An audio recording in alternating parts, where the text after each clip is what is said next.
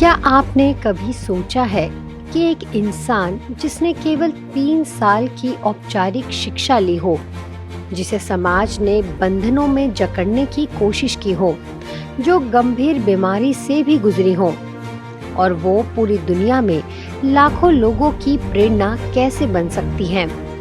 ये कहानी है एक ऐसी दिव्य आत्मा की जिसने न केवल अपने जीवन को बदला, पूरे विश्व में आध्यात्मिकता की रोशनी फैला दी। ये कहानी है ब्रह्मा कुमारीज की मुख्य प्रशासिका दादी जानकी जी की।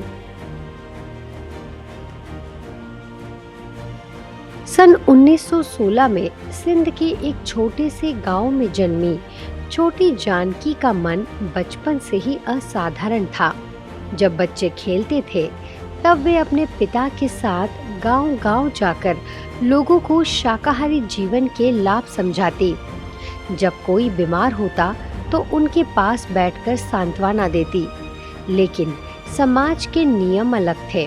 केवल 3 साल की पढ़ाई के बाद शादी हो गई और फिर उनकी दुनिया सीमित कर दी गई। घर की 4 दीवारी, समाज की बेड़ियां और यहाँ तक कि बीमारियां। लेकिन क्या इनसे उनका संकल्प टूट गया? नहीं, बल्कि यही कठिनाइयां उनकी शक्ति बनी। 1937 का एक ऐतिहासिक दिन, जब उनकी मुलाकात हुई दादा लेखराज से। उस एक नज़र, उस एक क्षण ने उनकी पूरी जिंदगी बदल दी। उन्होंने निर्णय लिया, अब उनकी जिंदगी का उद्देश्य केवल ईश्वर की सेवा और मानवता की भलाई होगा। परिवार ने रोका, समाज ने ताने दिए, ससुराल ने बंधन बढ़ा दिए, लेकिन दादी जानकी जी ने अपनी आत्मा की शक्ति को पहचाना। उन्होंने अपने भीतर एक संकल्प किया और फिर कभी पीछे मुड़कर नहीं देखा। कराची में ओम मंडली से शुरुआत हुई, लेकिन जल्द ही यह आंदोलन पूरी दुनिया में फैल गया। और फिर 1974 में 58 वर्ष की उम्र में जब लोग रिटायर होने की सोचते हैं, तब दादी जानकी जी ने एक नई यात्रा शुरू की।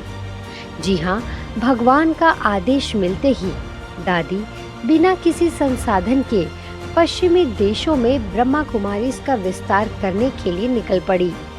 लंदन से शुरुआत हुई और देखते ही देखते यह आध्यात्मिक क्रांति पूरे विश्व में फैल गई।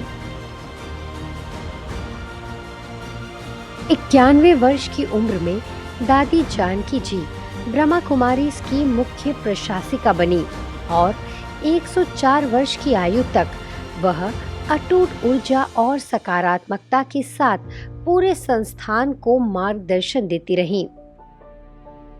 दादी जानकी जी का मन इतना स्थिर था कि वैज्ञानिक भी हैरान रह गए।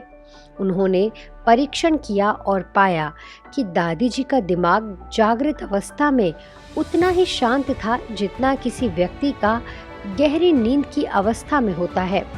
और यही वह शक्ति थी जिससे उन्होंने 130 से अधिक देशों में ब्रह्मा कुमारी संस्था को स्थापित किया।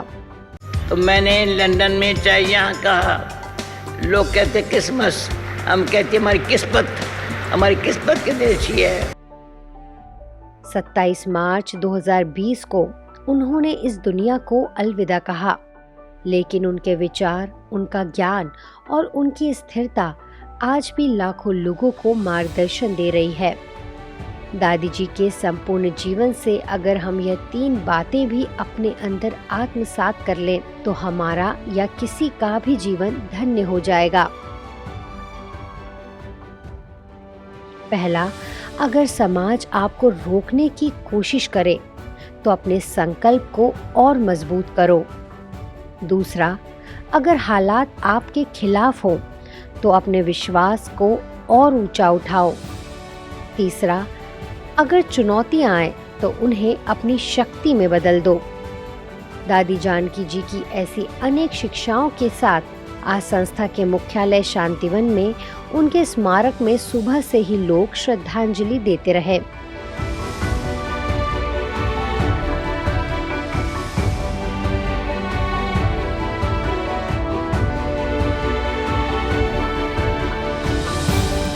इसके अलावा शक्ति भवन में संस्था प्रमुख राजयोगिनी दादी रतन मोहिनी जी की उपस्थिति में संस्था के अतिरिक्त मुख्य प्रशासिका बीके मोहिनी दीदी, बीके जयंती दीदी, संयुक्त मुख्य प्रशासिका बीके संतोष दीदी, बीके मुन्नी दीदी और अफ्रीका की प्रभारी बीके वेदांती दीदी समेत कई वरिष्ठ दीदियों ने दादी जी के साथ अपने अनुभव सुनाए।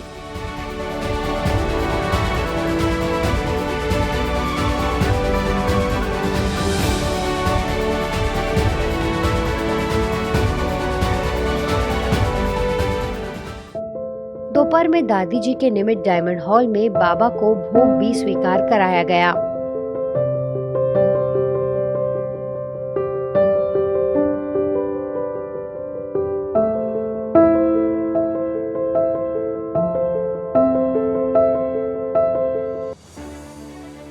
ब्रह्मा कुमारीज कॉलीवुड स्टूडियो से दादी जानकी जी का बहुत ही गहरा और स्नेहपूर्ण संबंध रहा है। स्टूडियो की नींव रखने से लेकर उसके उद्घाटन तक दादी जी की विशेष अनुकंपा रही और केवल इतना ही नहीं बल्कि समय समय पर दादी जी ने स्टूडियो के माध्यम से विश्व भर में हो रही ईश्वरीय सेवाओं के विस्तार के लिए अपनी शुभकामनाएं और दुआएं भी दी। जब काली जब मैं कही हूँ तो मेरे अंदर से आवाज निकलता है, सारी दुनिया में ऐसा स्टूडियो नहीं है, दुनिया सारी मैंने देखी है, कैलिफोर्निया तक देखा है, ऐसा स्टूडियो नहीं। गॉलीवुड स्टूडियो द्वारा दादी जी के कई आध्यात्मिक और प्रेरणादायक कार्यक्रम तैयार किए गए हैं जो peace of mind TV channel और स्टूडियो के विभिन्न सोशल मीडिया प्लेटफॉर्म्स पर प्रसारित किए गए। इन कार्यक्रमों को न केवल दर्शकों का अपार प्रेम और समर्थन मिला बल्कि उन्होंने अनेक आत्माओं को आध्यात्मिक रूप से जागरूक और सशक्त करने में भी महत्वपूर्ण भूमिका निभाई। दादी जानकी जी का जीवन और उनके द्वारा दिया गया ज्ञान आज भी बॉलीवुड स्टूडियो की सेवाओं के माध्यम से लाखों लोगों तक पहुंच रहा है और आगे भी यह ईश्वरीय कार्य अनवरत जारी रहेगा। मैं कुछ मुख से बोलती हूँ, पहले सैलेंस से जाती हूँ, साखियों को देखती हूँ। संसार में मनुष्यों की एनर्जी कितनी उतरती कला में है,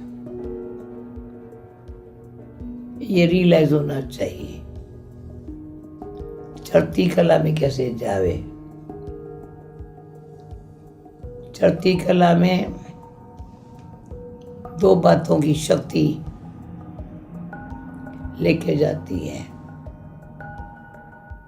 एक आत्म शक्ति, दूसरा परमात्मा के कनेक्शन की शक्ति, एनर्जी बनती है।